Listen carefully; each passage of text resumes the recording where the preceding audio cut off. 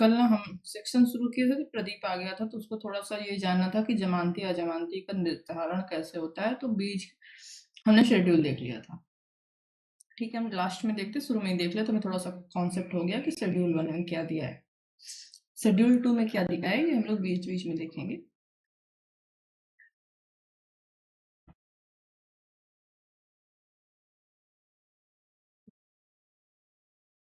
चलो, डिफिनेशन देख रहे थे ना, मुझको याद नहीं कौन सा डेफिनेशन हुआ था। 2B तक हुआ था। ठीक है, 2B तक हुआ था, 2C से देखते हैं। ठीक है, 2C का हुआ था। ठीक है, देखो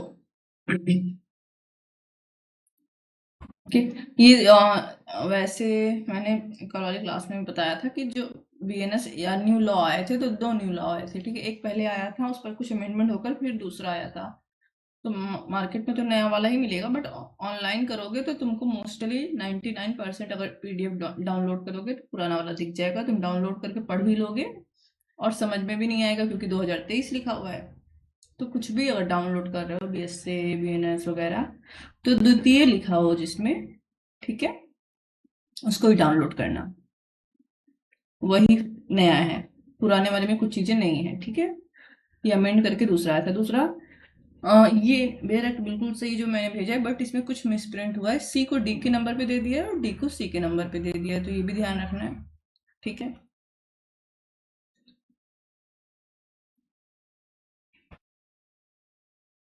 ये हम दूसरी लिस्ट कर दे रहे हैं। और ओके, ठीक है, तो परिभाषा देख रहे थे, बीएनएसएस में परिभाषा दी है और परिभाषा हमको पता भी होनी चाहिए। तो चलो, सी, ये डी नंबर पे रहेगा जमानत पत्र, और ये सी नंबर पे रहेगा जमानती अपराध की परिभाषा। कल हमने देखी थी, जमानती अपराध वो अपराध होते हैं जिसको बीएनएसएस के फर्स्ट शेड्यूल में जमानती बनाया गया है या किसी अन्य विधि में जमानती बनाया गया है। ठीक है, और अजमानती से अन्य अपराध। मैम ये पीडीएफ इंग्लिश में भी उपलब्ध है। ये वाला, हेलो। ये वाला जी मैम। बेटा, ये बेयर एक्ट है ना, इसको अगर तुम बुक खरीद रहे हो तो तुमको दोनों में या तो सिर्फ इंग्लिश में मिलेगा, या तो इंग्लिश और हिंदी दोनों में मिलेगा। ओके, एक मिनट ना, रिकॉर्डिंग बंद करते हैं। हिंदी और इंग्लिश दोनों में मिलेगा, और या तो सिर्फ इंग्लिश में मिलेगा। जी और अगर तुमको इंग्लिश में चाहिए, क्लास में चाहिए, तो हम आई थिंक मैंने इंग्लिश में भेजा हुआ है, मैं देखकर फिर से भेज दूंगी। ठीक है, क्लास के बाद। Okay ma'am. ओके, चलो, थोड़ा सा हम, तुम इंग्लिश में हो तो थोड़ा सा हम यहाँ पर इंग्लिश वर्ड भी यूज कर देते हैं ताकि तुमको प्रॉब्लम नहीं हो। चलो, सो बीएनएस में जो है जमानती अपराध की बात हो रही है, बेलेबल ऑफेंस की। बेलेबल ऑफेंस क्या होते हैं, 2D में दिया, सॉरी एक मिनट,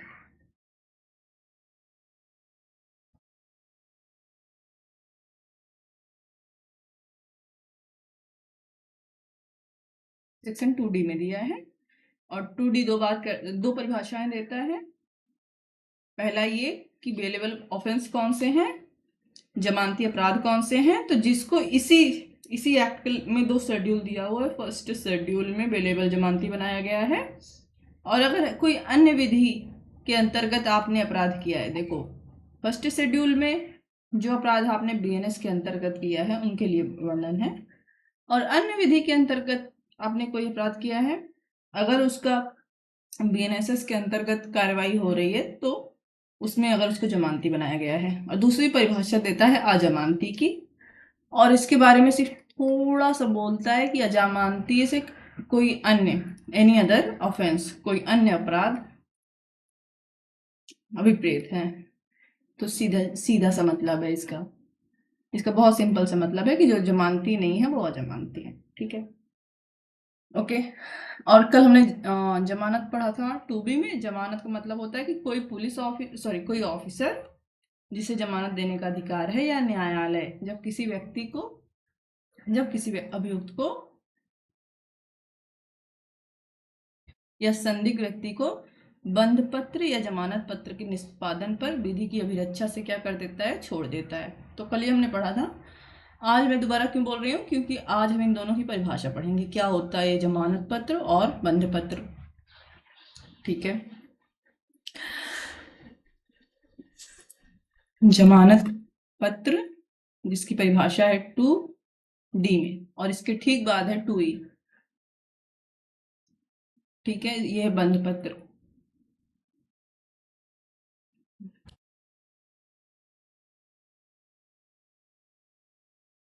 जमानत पत्र से अभिप्रेत प्रतिभूति के साथ छोड़े जाने के लिए कोई वचन बंध अभिप्रेत है।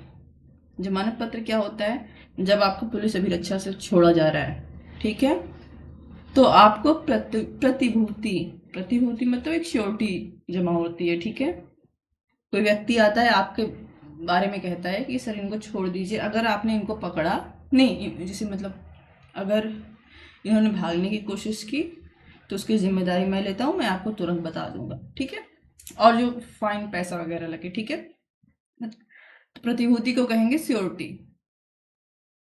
विथ श्योरिटी इतना याद रखना है कि जब तक कोई आकर आपकी श्योरिटी नहीं देगा, आपको जमानत पत्र, आपको नहीं छोड़ा जाएगा। जमानत पत्र का ये मतलब है। ठीक है, और जहां जमानत पत्र मैंडेटरी है वहां किसी न किसी को आकर आपके लिए जमानत पत्र देना होगा।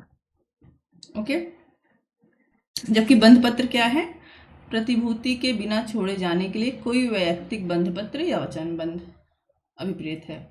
तो देखो, वचन बंध अभी इसमें भी था, वचन तो आपको देना है सर मैं कोई अपराध नहीं करूंगा, मुझे छोड़ दीजिए। ठीक है, इसमें भी दे रहे हो आप वचन बंध। ठीक है,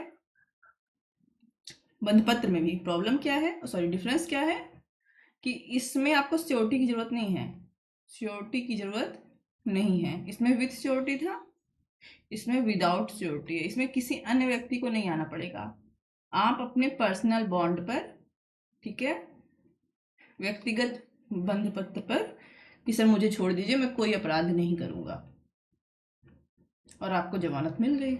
ये अंतर है दोनों में। चलो, आरोप। देखो यहाँ पे सिर्फ परिभाषाएं हैं, लेकिन इन सब टॉपिक को अंदर हम समझेंगे। परिभाषाएं इसलिए दी जाती हैं कि जब जब आगे ये सब शब्द कहीं पर आए तो एक बड़ी सी पार्टी हो रही है। ठीक है, ओके, और इसमें एक बड़ा नेता आता है, इस बड़ा नेता को सबसे मिलना है। ठीक है, तो ये क्या करता है, एक बार ब्रीफ में अपना इंट्रोडक्शन शुरू में दे देता है।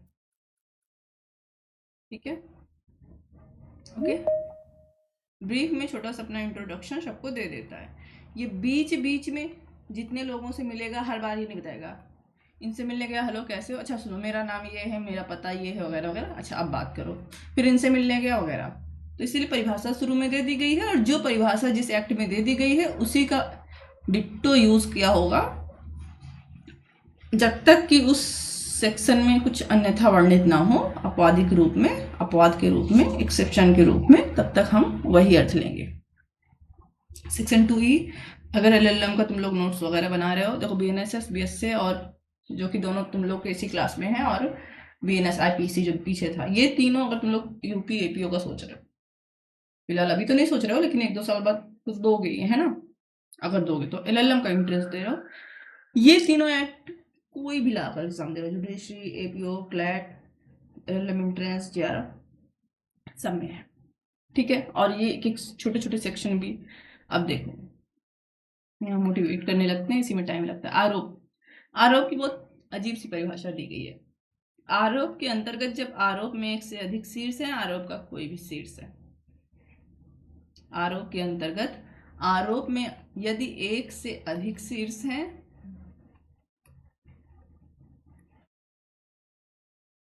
तो कोई भी शीर्ष, इतना बोल के मेरे टीचर आगे बढ़ गए थे, पहले वाले, दूसरे लोग बहुत अच्छा बताए थे। ठीक है, कोई भी शीर्ष, लेकिन फिर इसको मैंने उनसे भी नहीं समझा था, तब मेरा दिमाग शायद काम नहीं करता था, मैं ध्यान नहीं देती थी। ठीक है, ऐसे रटती थी, बट बाद में मुझे समझ में आया था। ठीक है, बहुत टाइम बाद, अच्छा इसको ऐसे रटना नहीं है, इसको समझना है। आरोप, आरोप में बहुत सारा, एक पेड़ में कई डालियां हैं तो पेड़ों की कई डालियां, ऐसा ही किसी ने मुझे समझाया था, नहीं ये नहीं होगा। ठीक है, मान लो तुमने सिर्फ हत्या की है, तुमने नहीं की, मतलब एक्स ने हत्या की है, एक्स ने वाई की हत्या की है, कोर्ट में गया तो जज साहब पूछेंगे क्या आरोप है इनके ऊपर, तो आरोप क्या हुआ, हत्या का। ठीक है, ओके। अब देखो एक्स ने क्या किया है, मारपीट की है, चोरी की है, ठीक है, हत्या की है, 5 अपराध किए हैं, और कोर्ट में गया तो ये हर एक आरोप है, ये सब, इन सब के लिए इसको अलग अलग से दंड मिलेगा। ठीक है, इन सब के लिए जो उसने 5-6 अगर अलग अलग परिभाषा में आने वाले अपराध हैं तो, ठीक है, और ये सब अपने आप में अलग अलग आरोप हैं। ठीक, सबके लिए अलग अलग दंड मिलेगा। अब जज साहब पूछेंगे बताओ कौन सा अपराध आपने किया है, तो ये क्या कहेंगे कि मेरे ऊपर जो है चोरी का आरोप लगा है या मेरे ऊपर हत्या का आरोप लगा है। इन्होंने कई अपराध किया है तो मोस्टली इनका वकील या सामने वाले का वकील बोलेगा सर इन्होंने हत्या सहित अन्य निम्न निम्न अपराध किए हैं, अर्थात जो सबसे गंभीर अपराध होता है पहले उसको बताते हैं जज साहब के सामने, फिर बाकी सब भी बता देते हैं। ठीक है, वो तो रिपोर्ट में रहता है ना, FIR चार्जशीट में, है ना। ओके, तो ये है आरोप का मतलब। ठीक है,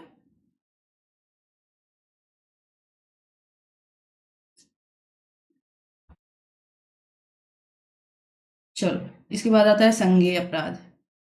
2 में दिया है ई, यहाँ एफ होगा और ये है जी।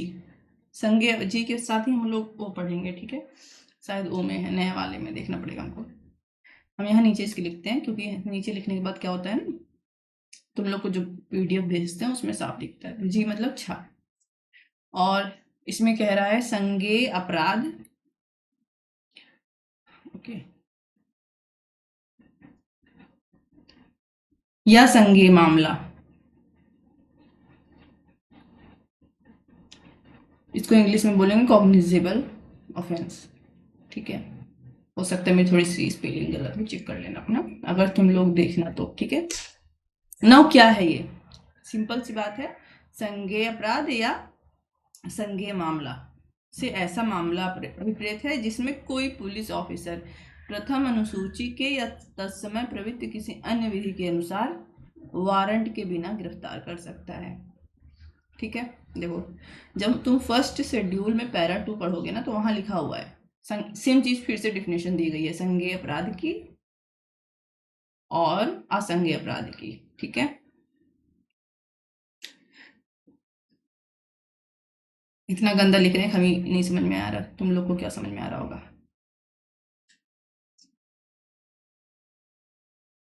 ठीक है,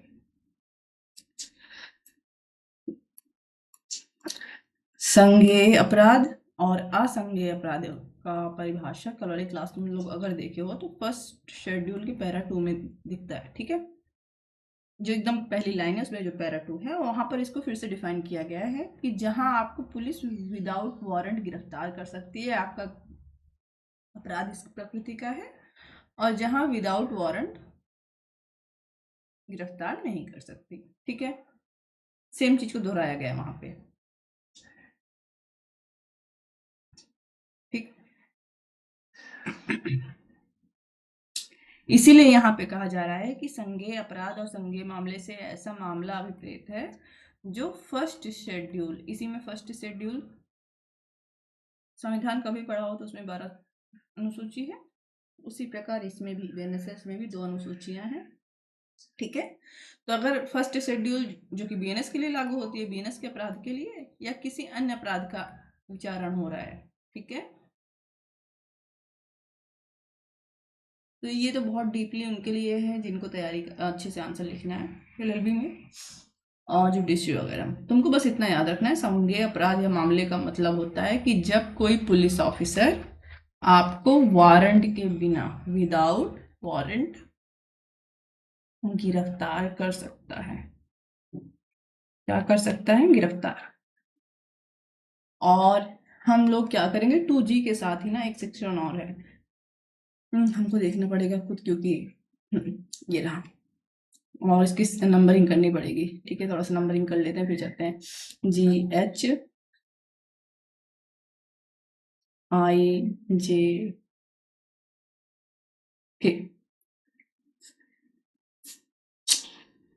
LMN। एक सेकेंड, एक सेकेंड, मुझे लगता है ये ओ होना चाहिए। ये ओ होगा। इसको सबसे अच्छा अगर याद करना है तो तुम भी यही तरीका अपनाना कि ओ नंबर पर है। देखो जोड़ा होता है वो ई नंबर पे होता है, तो सारा हिंदी का इंग्लिश में ट्रांसलेट नहीं होता। फिर हम ई उसके पहले वाला हो जाता है आराम से ABCDE, उसके बाद वाला हम उसी के हिसाब से काउंट कर लेते हैं। हड़ा वाला ओ नंबर पे आता है क्योंकि इसमें ये देखो, इसका ये निकाल लो आगे का, ये भी राउंड राउंड है।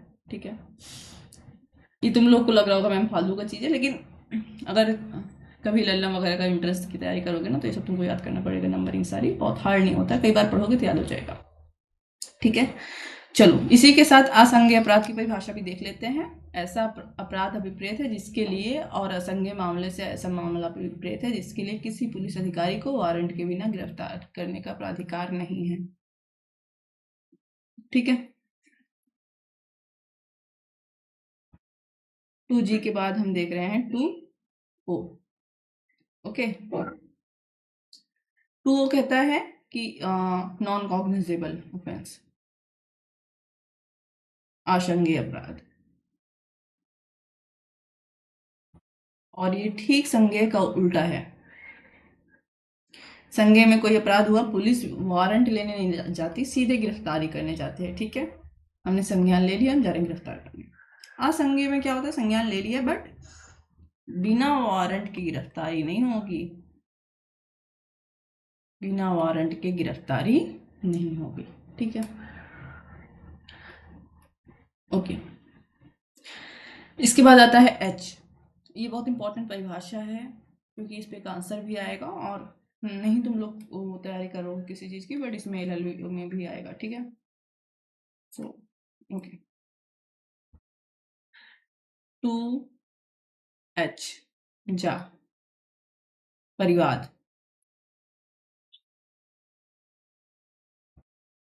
परिवाद से इस संहिता के अधीन मजिस्ट्रेट द्वारा कार्यवाही किए जाने की दृष्टि से मौखिक या लिखित रूप में उससे किया गया यह अभिकथन अभिप्रेत है। एक कथन किया जा रहा है, कथन मतलब कोई बात बताई जा रही है, चाहे लिख कर बताई जा रही है चाहे बोलकर, बोलने की जगह पर मौखिक शब्द यूज हुआ है। हम मौखिक ही लिखेंगे क्योंकि इंडियन एविडेंस एक्ट अगर तुम लोगों ने पढ़ा हो तो वहां पर अगर है कुछ मौखिक साक्ष्य के लिए, इसलिए मौखिक लिखते हैं। चलो, किसको बताई जा रही है ये कथन, मजिस्ट्रेट को बताया जा रहा है। किस उद्देश्य से बताया जा रहा है, कि जो बात इसको बताई गई है इस पर ये कार्यवाही करेगा। ठीक है, कि किसी व्यक्ति ने, चाहे वह ज्ञात है या अज्ञात, अपराध किया है किंतु इसमें पुलिस रिपोर्ट सम्मिलित नहीं है। ठीक है, मजिस्ट्रेट से एक कथन किया गया किसी व्यक्ति के द्वारा कि मजिस्ट्रेट साहब, एक व्यक्ति है, एक कोई व्यक्ति है, एक व्यक्ति है या एक से अधिक व्यक्ति हैं, कोई हैं, चाहे इस व्यक्ति का नाम पता हो चाहे ना पता हो, चाहे यह व्यक्ति पता हो, ज्ञात हो या अज्ञात हो। ठीक है, इसने कोई अपराध किया है और मजिस्ट्रेट साहब को ये बात चाहे लिख के बताई जा रही है चाहे मौखिक, किस उद्देश्य से, कि आप कार्यवाही कीजिए क्योंकि अपराध हुआ है। ठीक है, अब देखो इसमें पुलिस रिपोर्ट नहीं आएगी, पुलिस रिपोर्ट हम लोग अभी देखेंगे, सेक्शन 173 में शायद था उसमें, और इसमें 192 में है, पुलिस रिपोर्ट इसमें नहीं आती। ठीक है, पहला अपवाद हो गया, चूंकि यहाँ अपवाद नहीं दिया है लेकिन यहाँ किंतु लिखा हुआ है, देखो ये लिखा है ना, तो अपवाद में हो गया। उसके बाद एक एक्सप्लेनेशन दिया है, ऐसे किसी मामले में जो अन्वेषण के पश्चात किसी असंज्ञेय अपराध का किया जाना प्रकट करते हैं, पुलिस अधिकारी द्वारा दी गई रिपोर्ट परिवाद समझी जाएगी और पुलिस अधिकारी जिसके द्वारा ऐसी रिपोर्ट की गई है परिवादी समझा जाएगा।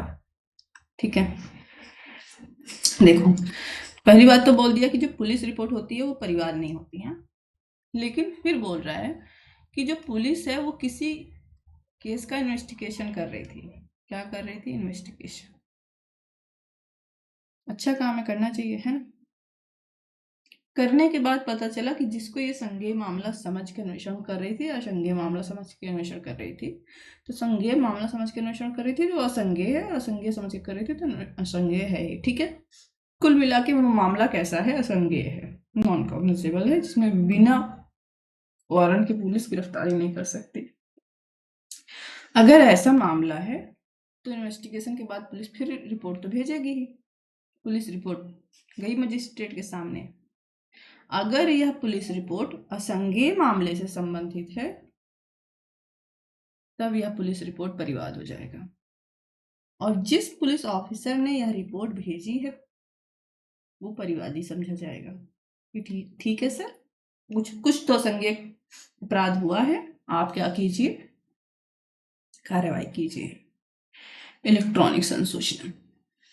आई, इलेक्ट्रॉनिक संसूचना से किसी इलेक्ट्रॉनिक युक्ति जिसके अंतर्गत टेलीफोन, मोबाइल फोन या अन्य बेतार मतलब जिसमें तार नहीं लगा है, दूरसंचार युक्ति या कंप्यूटर या श्रव्य दृश्य प्लेयर या कैमरा या अन्य इलेक्ट्रॉनिक युक्ति या इलेक्ट्रॉनिक प्रारूप जो केंद्रीय सरकार द्वारा अधिसूचना द्वारा निर्दिष्ट किया जाए सम्मिलित है द्वारा किसी लिखित, मौखिक, सत्रित सूचना या वीडियो अंतर्गत वस्तु संसूचना विपरीत है, जिसे चाहे किसी एक व्यक्ति से अन्य व्यक्ति को या एक युक्ति से किसी अन्य युक्ति को या किसी व्यक्ति से किसी युक्ति को या किसी युक्ति से किसी व्यक्ति को पारेषित या अंतरित किया जा सकता है, ठीक है। ऑडियो वीडियो वाला हमने ऊपर देखा था, ठीक है। अब हम क्या देखेंगे, इलेक्ट्रॉनिक संसूचना क्या है, इलेक्ट्रॉनिक नोटिस क्या है। आई में है 2I झा, आई झा, ठीक है। इलेक्ट्रॉनिक संसूचना ये बोल रहा है सबसे पहली बात कि बेतार होना चाहिए, बेतार जिसमें तार न लगा हो, जैसे पहले टेलीफोन से होते थे, है ना।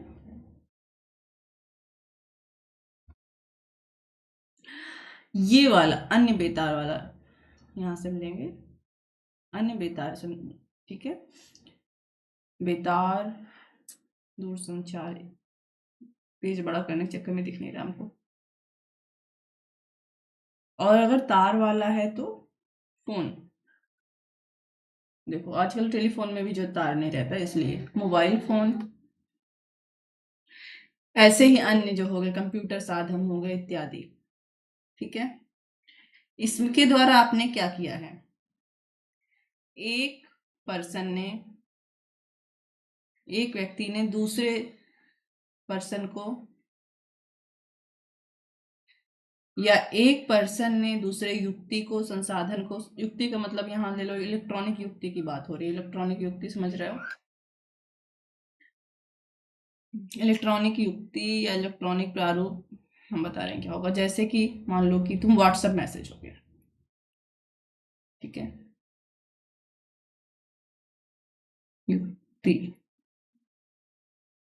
और या साधन जिसको सेंट्रल गवर्नमेंट, केंद्र सरकार, जबकि बीएनएसएस किसका है, समर्थित सूची का विषय है, राज्य सरकार को भी अधिकार है, बट ये अधिकार केंद्र सरकार को दिया जा रहा है।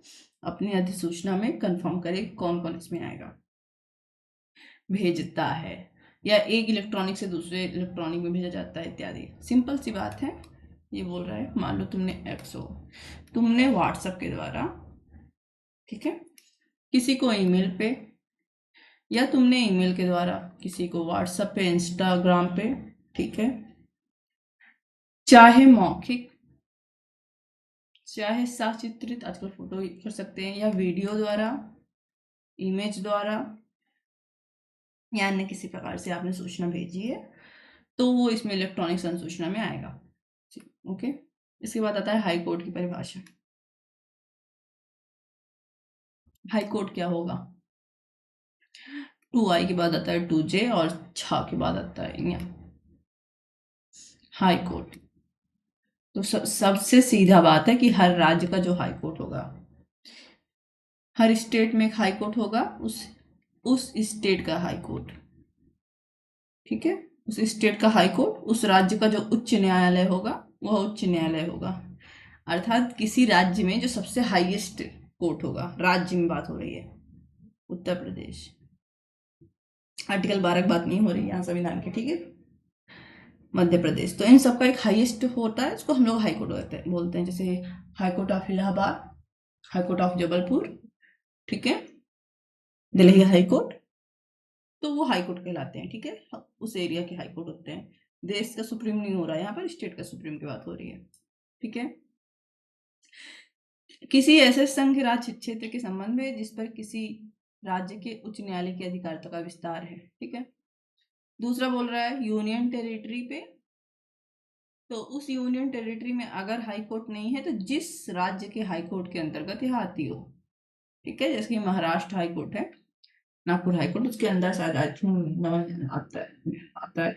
और इसका कलकत्ता हाई कोर्ट के, असम हाई कोर्ट के अंदर अंडमान निकोबार आता है, ठीक है। अभी जस्ट मुझे ध्यान नहीं आ रहा, बट आता है, ओके। लिखा हुआ है संविधान में कि आप एक हाई कोर्ट को जो है यूज कर सकते हैं ऐसे, ठीक है। किसी अन्य संघ राज्य क्षेत्र के संबंध में भारत के सुप्रीम कोर्ट न्यायालय से भिन्न उस संघ राज्य क्षेत्र के दांडिक अपील का सर्वोच्च न्यायालय है। और तीसरा बोल रहा है मान लो कोई यूनियन टेरिटरी है जो किसी अन्य राज्य के हाई कोर्ट के अंतर्गत नहीं आ रहा, तो उस यूनियन टेरिटरी में दांडिक न्यायालय, क्रिमिनल केस के लिए जो हाईएस्ट न्यायालय होगा अपील का, वो होगा। तो यूनियन टेरिटरी में अगर किसी हाई कोर्ट के अंतर्गत नहीं आ रहा तो सुप्रीम कोर्ट होना चाहिए, लेकिन ये बोल रहा नहीं, सुप्रीम कोर्ट नहीं, सुप्रीम कोर्ट के अलावा अर्थात सुप्रीम कोर्ट से नीचे जो होगा, ठीक है। ये नहीं याद करना, इसका सेक्शन याद कर लेना बस एलएलएम एंट्रेंस के लिए। जांच और अन्वेषण, ये दोनों हम लोग साथ में पढ़ते हैं। जांच और अन्वेषण दोनों इंपॉर्टेंट हैं, दोनों पे क्वेश्चन भी आएगा एलएलबी में, है ना। बहुत ध्यान से देखना इसको, ठीक है। जांच और इन्वेस्टिगेशन, इसको बोलते हैं अन्वेषण, आई थिंक। और जांच को इंक्वायरी बोलेंगे क्या, आई थिंक सो, ठीक है। ये केल 2 के में है, और ये केएल राहुल कुछ तो है ना, कोई क्रिकेटर का नाम है, हम मेरे दिमाग में ऐसे ही आ गया। चलो, जांच और इन्वेस्टिगेशन दोनों में अंतर है, ओके। सबसे पहली बात याद रखना है कि जांच विचारण नहीं होता, ट्रायल नहीं होता। ये क्यों याद रखना है, क्योंकि जो जांच है ना ये कोर्ट के द्वारा किया जाता है। मामले की जांच करेगा कौन करेगा, ठीक है। मजिस्ट्रेट करेगा, जज करेगा, न्यायालय करेगा। जांच से विचारण से भिन्न, अर्थात विचारण जांच में नहीं आता। ऐसी प्रत्येक जांच अभिप्रेत है जो इस संहिता के अधीन किसी मजिस्ट्रेट या न्यायालय द्वारा की जाए। तो किसके द्वारा किया जा रहा है, कोर्ट के द्वारा या किसी मजिस्ट्रेट के द्वारा, ठीक है।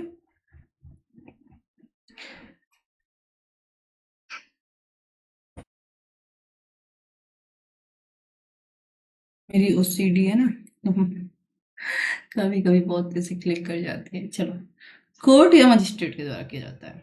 कोई केस होता है, किसी के ऊपर आरोप लगाए कभी, तो कोर्ट कहते हैं खुद ही जांच कर लेना, आप परेशान क्यों हो रहे हो, है ना। कहीं कहीं पर कोर्ट से जांच कराई जाती है, ठीक है। बट इसमें ट्रायल नहीं आता। ट्रायल क्या है, जहां भी उसके लिए साक्ष्य लिया जाता है और फिर उसके हिसाब से उसको दंडित किया जाता है या छोड़ दिया जाता है इत्यादि। जांच क्या है, ये ट्रायल से पहले की प्रक्रिया है, ठीक है। बट किया किसके जाता है, न्यायालय मजिस्ट्रेट के द्वारा। बहुत अच्छे से याद रखना है, ठीक है। इन्वेस्टिगेशन क्या है,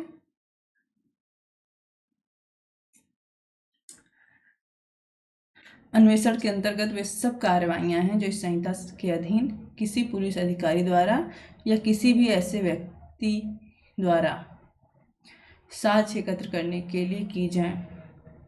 तो 2 लोग के द्वारा किया जा सकता है इन्वेस्टिगेशन। मैंने बीच में कट किया, वेरेक्ट पता है मुझे, तो उसको भी हम बताते हैं क्या कट किया है, ठीक है।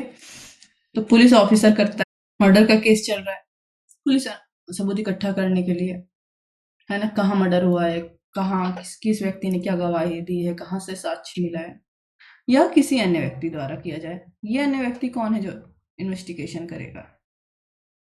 देखो, मजिस्ट्रेट स्वयं तो इंक्वायरी नहीं, जो इन्वेस्टिगेशन नहीं कर सकता, कतई नहीं करेगा।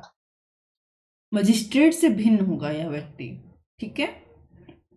यह व्यक्ति जो है ये मजिस्ट्रेट तो नहीं होगा, बट इसको इन्वेस्टिगेशन के लिए कौन नियुक्त कर रहा है, कौन प्राधिकृत कर रहा है, बट प्राधिकृत किसके द्वारा होगा, ठीक है, किसके द्वारा एम्पावर्ड होगा, मजिस्ट्रेट के द्वारा, कि जाओ तुम अन्वेषण करो, हमको ये पुलिस साहब की इन्वेस्टिगेशन पे भरोसा नहीं हो रहा, ठीक है, ठीक है, मजिस्ट्रेट के द्वारा प्राधिकृत व्यक्ति जाकर करेगा।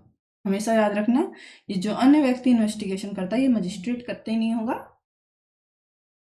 बट मजिस्ट्रेट के द्वारा प्राधिकृत होगा या पुलिस ऑफिसर होगा। क्यों करते हैं ये अन्वेषण, सीधी सी बात है, साक्ष्य इकट्ठा करने के लिए, ठीक है, एकत्र करने के लिए।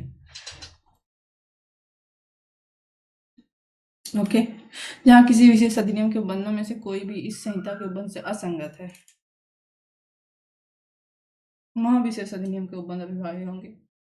ये सीधी सी बात है कि अगर ये स्पेशल लॉ को प्रायोरिटी दी जाती है, अगर कोई प्रायोरिटी है स्पेशल लॉ में कुछ अलग से लिखा हुआ है तो वो बीएनएसएस के ऊपर होगा।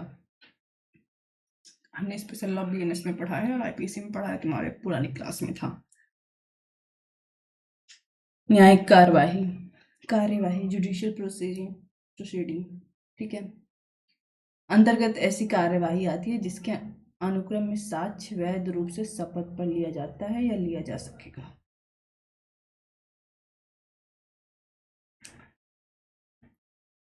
हमने क्या कर लिया, इंक्वायरी किया, फिर इन्वेस्टिगेशन किया, इसके बाद आता है 2M मतलब डा, ठीक है, ये न्यायिक कार्यवाही की बात कर रहा है,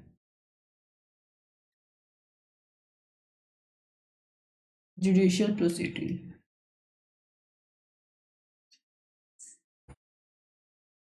ठीक, क्या कह रहा है, साक्ष्य लिया जा रहा है किसी व्यक्ति का, बताओ तुम साक्ष्य दे रहे हो कि मैंने हत्या हुए देखा है, साक्ष्य किस पर लिया जा रहा है, शपथ पर,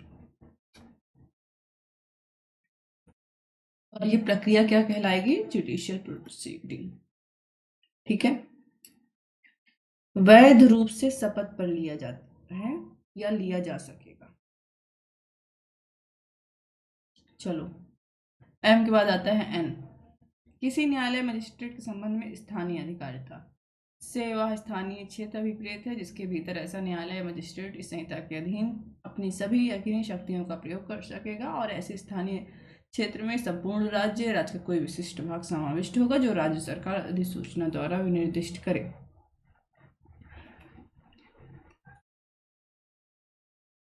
क्या न्यायालय हर,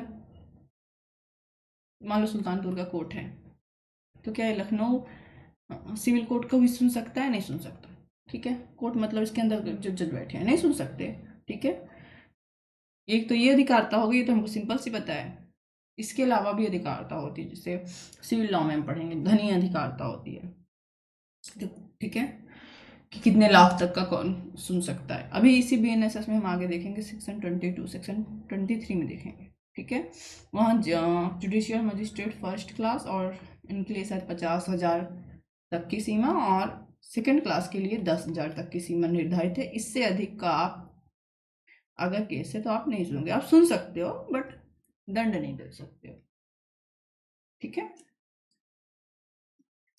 इनके दंड की अधिकारता ये, ठीक है, ओके, तो ये उनका एक हो गया कि हमको ठीक है इससे ज़्यादा केस नहीं सुना, लेकिन ये दंड के लिए कि आप इससे ज़्यादा का दंड नहीं दोगे, दंड की अधिकारता है, ठीक है,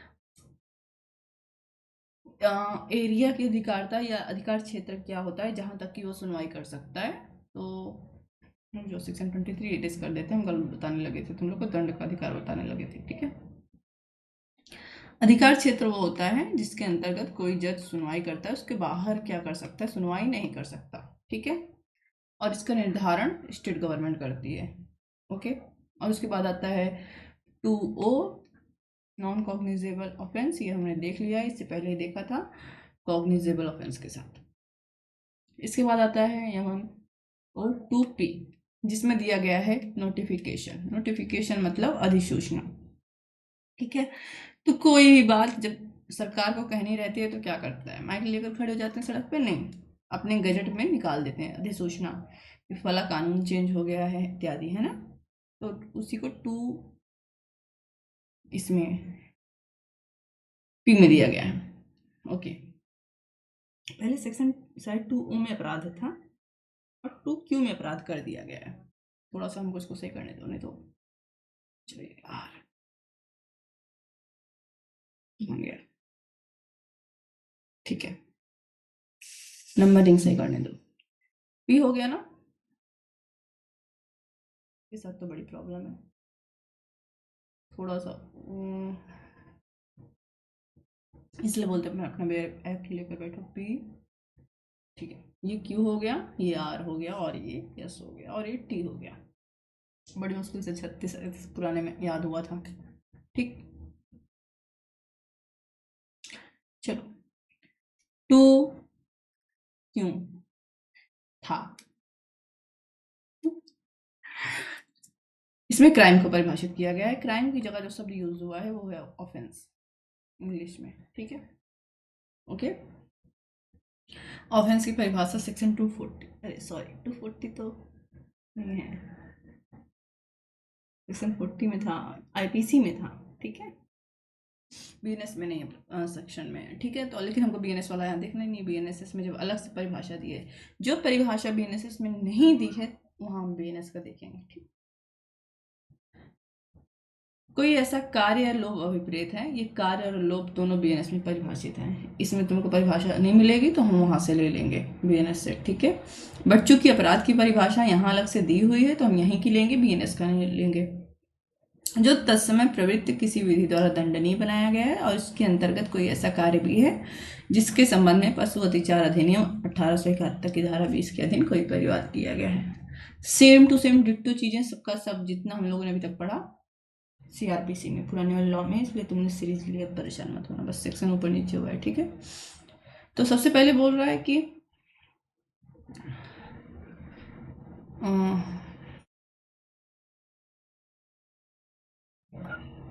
ऑफेंस क्या है, कोई कार्य या लोभ है। और अगर हम इसको दोनों को देखेंगे बीएनएस में तो वहां पर ना दोनों को अच्छे से परिभाषित किया गया है। हम तुमको फिर से एक बार बता देते हैं क्योंकि तुमने तो बीएनएस नहीं पढ़ा, आईपीसी पढ़ा है और याद नहीं होगा।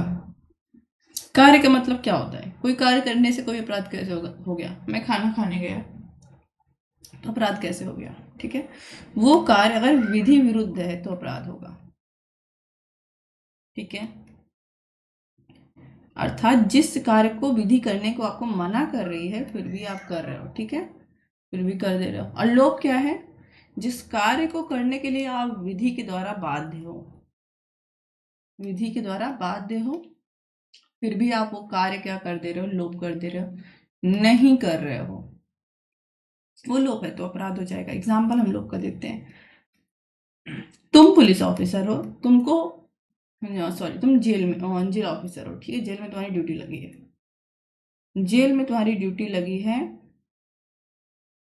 सारे कैदियों को खाना देने के लिए, ठीक। तुमने क्या किया, कैदी एक्स को खाना नहीं दिया, मॉर्निंग नहीं दिया, जब मॉर्निंग नहीं दिया तभी अपराध हो गया, लेकिन ठीक है, तुम्हारा इवनिंग नहीं दिया, फिर तुमने 2-3 दिन नहीं दिया, फिर वो क्या हुआ, कैदी बीमार पड़ गया, जो भी है, तुमने क्या किया, अपने विधि विरुद्ध कर्तव्य का उल्लंघन किया है, ठीक है, विधिपूर्ण कर्तव्य का उल्लंघन किया है, तुमने लोभ किया है।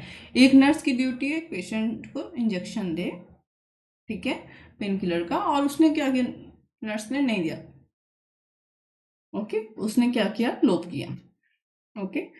एक केस हमने देखा था, बच्चा हुआ और बच्चे को पता नहीं कौन सी जगह पे, हॉस्पिटल ही था, कुछ रहा होगा जहाँ जैसे हीटर टाइप का कुछ रहा होगा और नहला वगैरह रही थी जो भी थी नर्स, तब तक उसके घर वालों को बाहर बाकी नर्स ने पकड़ लिया, और नर्स लोग भी अच्छा खासा उगाही करती हैं, ये सगुन दो।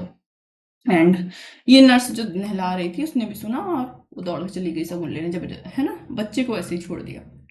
बच्चे का केयर करना नर्स का विधिपूर्ण कर्तव्य था, ठीक है। बच्चा रोने लगा, सब दौड़ के वापस गए, बच्चे का आधा चेहरा जल गया था। नर्स ने क्या किया है, लोभ किया है, ठीक है, लोभपूर्ण अपराध किया है। एक चीज और इसमें इंक्लूड किया गया है, ठीक है, पशु अत्याचार अधिनियम, ठीक है, पशु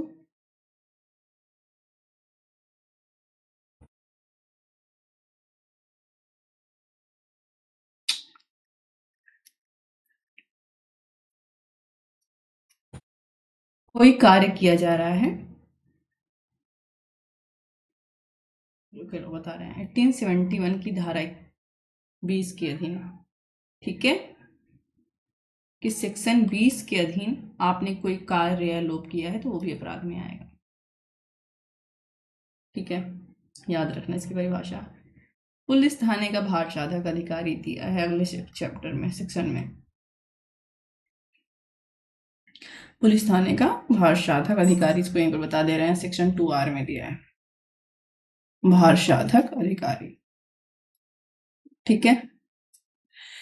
जब पुलिस थाने का भार साधक, देखो इसमें थोड़ा सा परिभाषा ना बता के कुछ और बताने की कोशिश कर रहा है, लिख दिया ऊपर, अंदर कुछ और बता रहा है। ये नहीं बता रहा है भार साधक अधिकारी कौन होगा, ये बता रहा है कि किसी पुलिस थाने का भार साधक अधिकारी थाने में नहीं है, अनुपस्थित है किसी कारण से, बीमारी से या अन्य कारण से, या अनुपस्थित है, कहीं चला गया है, या अपने कर्तव्यों का पालन करने में असमर्थ है, तब उस थाने में उपस्थित ऐसा पुलिस अधिकारी जो ऐसे अधिकारी से पंक्ति से ठीक नीचे है और कांस्टेबल की पंक्ति से ऊपर का है, या जब राज्य सरकार ऐसा निर्देश दे तब इस प्रकार से उपस्थित कोई अन्य अधिकारी भी है। भार साधक अधिकारी नहीं बताया, ये बोल रहा है कोई भार साधक अधिकारी है किसी पुलिस स्टेशन में, वो किसी कारण से उसकी ड्यूटी नहीं कर पा रहा है, बीमार हो गया है, नहीं आ पा रहा है, ड्यूटी छोड़ के चला गया है, अनुपस्थित है, कर्तव्य का पालन नहीं कर रहा, तब उसकी पंक्ति से नीचे का कोई ऑफिसर, नीचे उस भार साधक अधिकारी से नीचे का, ठीक है, कोई पुलिस ऑफिसर जो उसी थाने में है, ठीक है, लेकिन जो कांस्टेबल की पंक्ति का नहीं है, ये याद रखना है, ठीक है, जो सिपाही नहीं है, नेक्स्ट भार साधक अधिकारी बन जाएगा। या अगर स्टेट गवर्नमेंट चाहे तो किसी अन्य ऑफिसर को ऐसा नियुक्त कर सकती है कि ठीक है हम किसी और को भेज दे रहे हैं, ठीक है, इसका भी याद रखना, ये देखने में एस से स्थान, ओके, एस से स्थान, ये एग्जाम छोटा सा देखने में लगता है कि ये स्थान कौन पूछेगा एग्जाम में, लेकिन स्थान की परिभाषा तुम लोग को काम आएगी आगे, ठीक है। इन ध स्थान, प्लेस, प्लेस से क्या क्या आता है, प्लेस में क्या क्या आएगा, तो गृह हो गया, घर, भवन, तंबू, यान, जलयान जिसको बोलते हैं, वायुयान सब आएगा इसमें, ठीक है, जलयान दिया हुआ अलग से, और यानवी इसमें वायुयान, ये सब क्या है, प्लेस है, ठीक है। इसको क्यों यूज किया गया है कि हो सकता है कि आपने किस प्लेस पर अपराध किया, तो आपने कहा सर हमने हवाई जहाज में अपराध किया, बट हवाई जहाज तो प्लेस में आता नहीं है, तो हवाई जहाज हो गए तो स्थान थोड़ी है। कोर्ट कहता है जाओ सेक्शन 2S पढ़ के आओ, उसमें ये हर प्रकार का यान सम्मिलित है प्लेस में, ठीक है। आगे हमारी पुलिस रिपोर्ट, तो सबसे पहले बोल दे रहा है कि सेक्शन 2T बोल दे रहा है पुलिस रिपोर्ट क्या होगी, और फिर ये कह रहा है पुलिस रिपोर्ट वह होगी जो पुलिस ऑफिसर अंडर सेक्शन 193 की उद्धार 193 उद्धारा 3 193 सबसेक्शन 3 के अंतर्गत मजिस्ट्रेट को भेजती है। पुलिस ऑफिसर द्वारा सेक्शन 19 के अधीन भेजी गई रिपोर्ट किसको भेजी गई, मजिस्ट्रेट को, क्या कहलाएगी, पुलिस रिपोर्ट कहलाएगी। Very important for your LLB, ये सेक्शन याद रखना। पुलिस रिपोर्ट की जब परिभाषा लिखोगे क्वेश्चन आएगा तो सबसे पहले इसको उल्लेख कर देना, उसके बाद हम 193 पे डायरेक्ट जाएंगे, ठीक है, ठीक है। 2T में है, उसके बाद पुलिस थाना हो गया, पुलिस थाना U में आएगा, VWXY, पुलिस थाने से ऐसा कोई भी चौकी स्थान अभिप्रेत है जिसे राज्य सरकार द्वारा साधारणतया या विशेषतः पुलिस थाना घोषित किया गया है और इसके अंतर्गत राज्य सरकार द्वारा इस निमित्त निर्दिष्ट कोई स्थानीय क्षेत्र भी है। तो इसमें बस इतना याद रखना है, पुलिस थाने वाले में सेक्शन पहले तो याद रखना है 2S यू होगा, है ना, पहले इस पे लोकब योजक था, पुलिस थाना, ठीक है। तो कोई भी स्थान, कोई भी चौकी और कोई अन्य स्थान तो इतना तो पता चल गया पुलिस थाना होगा। किसके द्वारा नियुक्त किया जा रहा है? स्टेट गवर्नमेंट के द्वारा, ये याद रखना है, ठीक है।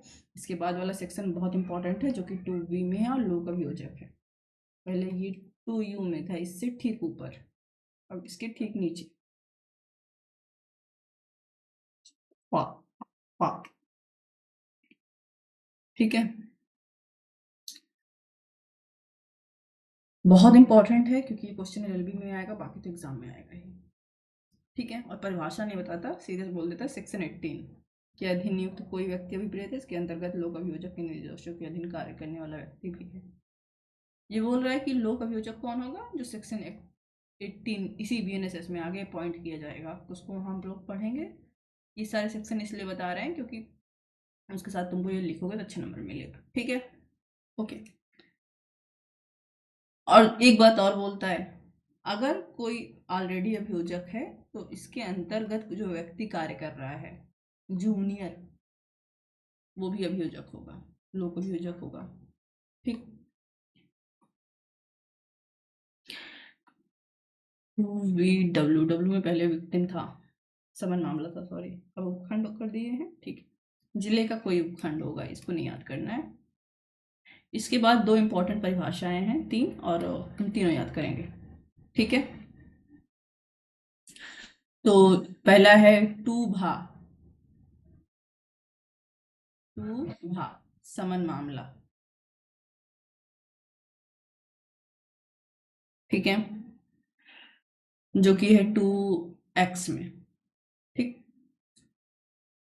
और उसके बाद है 2 माह, जो कि 2Y में है, और पहले ये दोनों एक साथ थे, ठीक है। इसमें पीड़ित की परिभाषा है, और इसके बाद का जो है वो है वारंट मामला।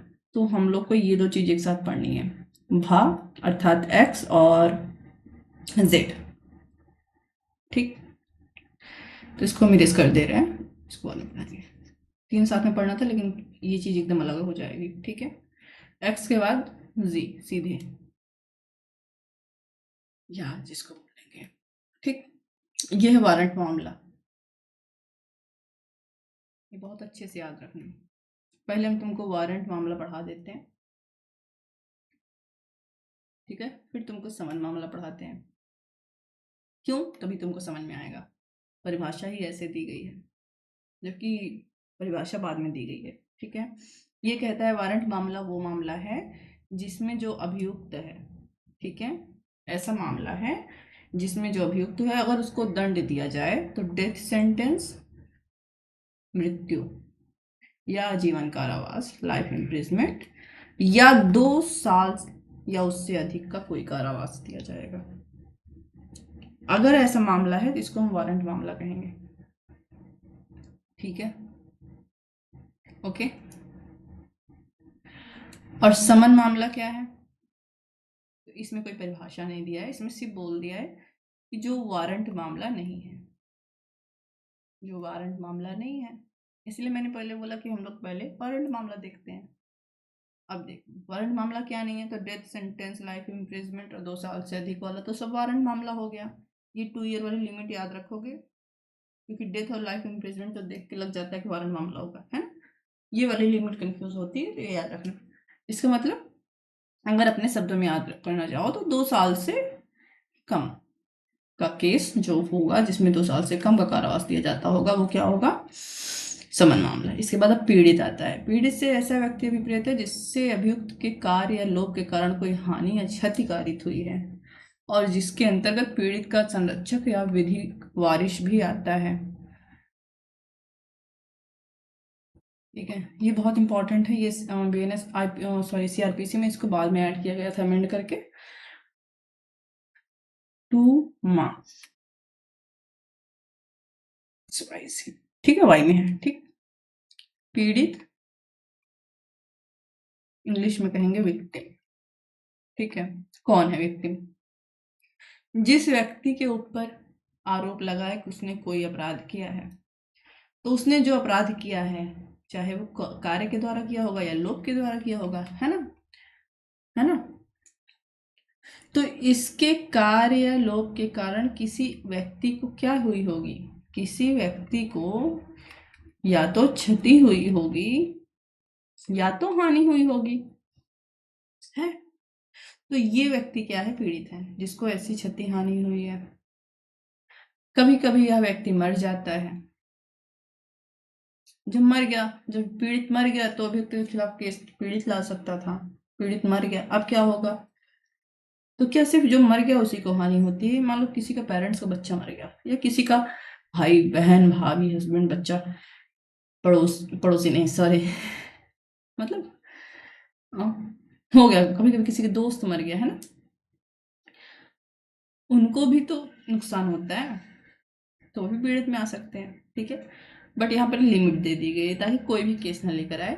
अगर वह व्यक्ति, ठीक है, मर गया है या घायल हो गया है, तब उसका विधिक वारिश, जैसे कि विधिक वारिश का मतलब सिर्फ बेटा बेटी नहीं होता, ठीक है, जो उसके लीगल उत्तराधिकारी हों, ठीक है, ओके, जो उसकी प्रॉपर्टी प्राप्त करने वाले हैं कोई भी है, और या उसका संरक्षक। देखो यहाँ पेरेंट्स ने दिया है, संरक्षक मतलब जिसने उसका पालन पोषण किया है वैध तरीके से, इसमें पेरेंट्स भी आ सकते हैं, नेचुरल गार्जियन भी आ सकते हैं और अदर भी आ सकते हैं, ठीक है। तो इसमें बहुत लंबी चौड़ी परिभाषा आ जाएगी, इसलिए ये दो शब्द याद रखना है, ठीक है, ओके। पीड़ित पर भी क्वेश्चन आ सकता है, बहुत इंपॉर्टेंट है कि अभी तो बोले सर जिसका तो मैंने हानि की वो तो मर गया है, तो कोर्ट में केस क्यों कर रहे हैं? तो उसका विधिक वारिश या संरक्षक तो जिंदा है, ठीक है। इसके बाद सब सेक्शन 2 आता है, सेक्शन 2 का सब सेक्शन 2, और ये कहता है जो परिभाषाएं हमने बीएनएसएस में पढ़ी वो तो है, अगर कोई परिभाषा बीएनएसएस में नहीं है तो हम उसकी परिभाषा बीएनएस से ले लेंगे। और ये देखो वो शब्द और पद जो इसमें प्रयुक्त हैं, किसमें प्रयुक्त हैं? आगे बीएनएसएस में, जो भी हम आगे अपराध देखेंगे, या अभी हमने देखा लोप या कार्य, ठीक है, परंतु परिभाषित नहीं है। किंतु सूचना प्रौद्योगिकी अधिनियम 2000 और भारतीय न्याय संहिता 2023 में परिभाषित है, वही अर्थ होंगे जो उस अधिनियम या संहिता में है, ठीक है। सूचना इंफॉर्मेशन प्रौद्योगिकी अधिनियम आईटी एक्ट सन 2000 में परिभाषित है और बीएनएस में परिभाषित है, पर यहाँ परिभाषित नहीं है। जैसे कि मान लो महीना आ गया, तो महीने की परिभाषा हमने यहाँ नहीं देखी। न्यायालय आ गया, न्यायालय की परिभाषा हमने यहाँ नहीं देखी, हमने हाईकोर्ट की परिभाषा देखी। लोक अधिकारी, लोक, ठीक है, लोक सेवक आ गया, लोक सेवक की परिभाषा हमने यहाँ नहीं देखी, लेकिन भारतीय न्याय संहिता में दिया है, तो हम वहाँ से परिभाषा ले लेंगे, ठीक है। क्योंकि परिभाषाओं पर भी कभी कभी केस आते हैं, सर अगर इस परिभाषा में कोई फिट नहीं हो रहा तो केस कैसे हो जा रहा है, ठीक है, वाद ही नहीं ला सकते ये, तो हम वहाँ से ले लेंगे। उसके बाद इसी में पैरा 2 बोलता है प्रोवाइजो में, इस संहिता में भारतीय न्याय संहिता 2023 और भारतीय साक्ष्य अधिनियम 2023 के प्रतिनिर्देश का अर्थान्वयन क्रमशः सेकेंडरी और सेकेंडरी होगा, जो तुमको हम कई बार बता चुके हैं। क्या बता चुके हैं? गलती से आते ही नया वाला एक्ट डाउनलोड करके पढ़ने भी लगे थे, बाद में पता चला कि जो एक्ट आया था संसद में फिर उसको अमेंड करके दूसरा आया था, अर्थात जब बीएनएस 2023 आया था तो बाद में एक दूसरी संहिता आई जिसको बीएनएस 2023 सेकेंडरी कहा जाएगा, ठीक है। और बीएससी अगर कहीं यूज होगा तो बीएससी के लिए कौन सा, जो सेकेंड वाला आया दोनों 2023 में ही है, ठीक है। कुछ उसमें अमेंड हो गया है, बस इतना सा है। सेक्शन 3, जब तक कि संदर्भ से अन्यथा, देखो अब तुमको ये तो यहाँ पर पढ़ना नहीं है तो हम इसको यहीं पे बता दे रहे हैं। जब तक संदर्भ से अन्यथा अपेक्षित न हो, किसी विधि में किसी क्षेत्र के संबंध में किसी मजिस्ट्रेट बिना किसी विशेषक शब्दों के प्रथम वर्ग मजिस्ट्रेट या द्वितीय वर्ग मजिस्ट्रेट के प्रति किसी निर्देश का ऐसे क्षेत्र में अधिकार तद्धित का प्रयोग करने वाले यथास्थिति न्यायिक मजिस्ट्रेट प्रथम वर्ग और न्यायिक मजिस्ट्रेट द्वितीय वर्ग के प्रति निर्देश के रूप में अर्थ लगाया जाएगा।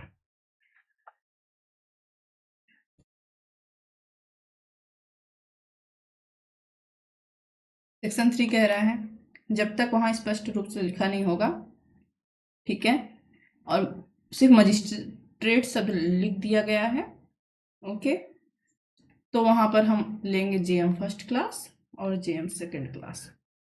अगर जेएम फर्स्ट की जगह पे प्रथम वर्ग मजिस्ट्रेट लिखा है तो उसको हम न्यायिक मजिस्ट्रेट, जुडिशियल मजिस्ट्रेट प्रथम क्लास कहेंगे, और अगर द्वितीय वर्ग मजिस्ट्रेट लिखा है तो द्वितीय वर्ग का मतलब न्यायिक मजिस्ट्रेट सेकंड क्लास कहेंगे। ओके,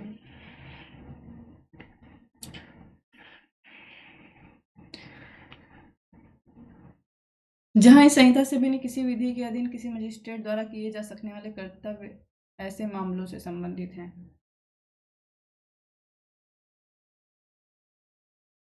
जिनमें साक्ष्य का मूल्यांकन या छानबीन या कोई ऐसा विनिश्चय करना अंतर्निहित है जिसे किसी व्यक्ति को किसी दंड या शास्ति, अन्वेषण, जांच या विचारण लंबित रहने तक अभिरक्षा के निरोध में आशंका में डालता हो या जिसका प्रभाव उसे किसी न्यायालय के समक्ष विचारण के लिए भेजना होगा, वहां वे कृत्य इस संहिता के बंधों के अधीन रहते हुए न्यायिक मजिस्ट्रेट द्वारा किए जाएंगे। ठीक है।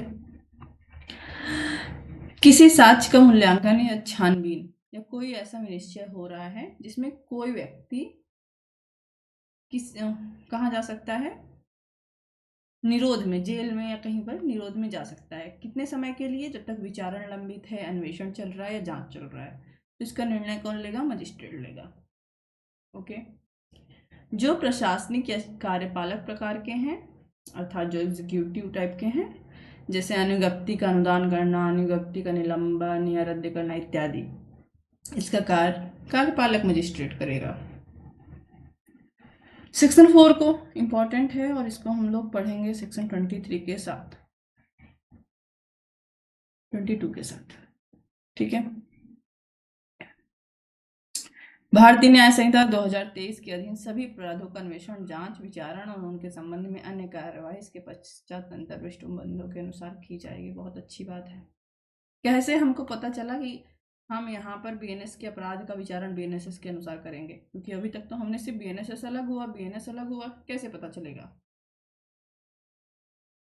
सेक्शन 4 बोर्ड का पहला बोल रहा है कि बीएनएस के अधीन जो भी अपराध हुए हैं उनका जांच, विचारण, इंक्वायरी, इन्वेस्टिगेशन, ट्रायल बीएनएसएस के अनुसार होगा।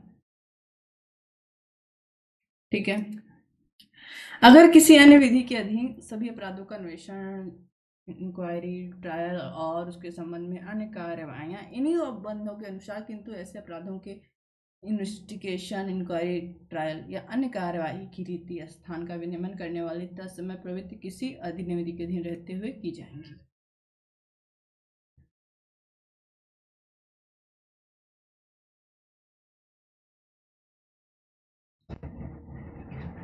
ठीक है। अगर बीएनएस से हटकर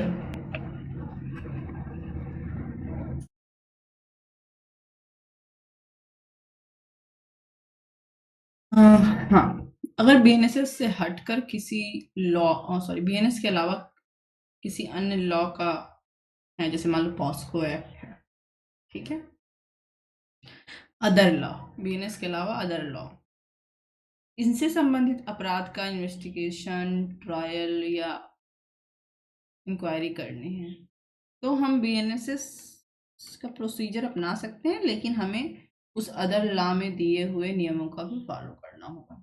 ठीक है।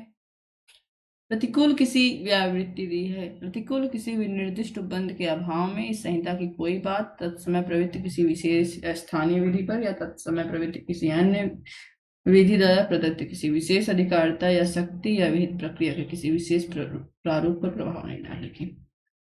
बहुत अच्छी बात है। ठीक है। ये कह रहा है कि सेक्शन 5 बोल रहा है कि बीएनएसएस जो है, जब तक कि वहां पर लिखा ना हो किसी लोकल लॉ पे, लोकल लॉ मतलब किसी एक एरिया के लिए स्पेशली बनाया गया हो, ठीक है, और किसी स्पेशल लॉ पे, स्पेशल लॉ मतलब जैसे पर्सनल लॉ हो गया, ठीक है, इनके उपबंधों को पर प्रभाव नहीं डालेगी, इनके उपबंधों के ऊपर प्रभाव नहीं डालेगी। ठीक है, इनके उपबंधों के ऊपर प्रभाव नहीं डालेगी। तो ये था आज का हमारा क्लास, और नेक्स्ट क्लास में हम लोग क्या करेंगे, सेक्शन क्लास 2 में हम लोग पावर ऑफ कोर्ट पढ़ेंगे। कौन सा कोर्ट कितना दंड दे सकता है। तो पहले हमको ये वाला क्लास कट करने दो, फिर हम बताते हैं।